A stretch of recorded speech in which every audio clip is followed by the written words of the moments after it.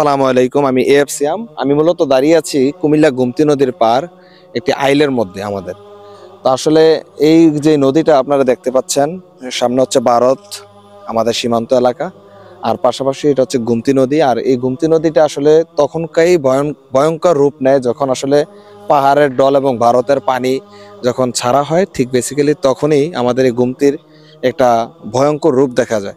তো এখন পর্যন্ত আলহামদুলিল্লাহ আমাদের এই গুমতিটা অনেকটাই শান্তশিষ্টভাবে আছে। আসলে নদীতে যদি পানি না থাকে, মূলত পানি তো আর আপনার ঘরে থাকবে না।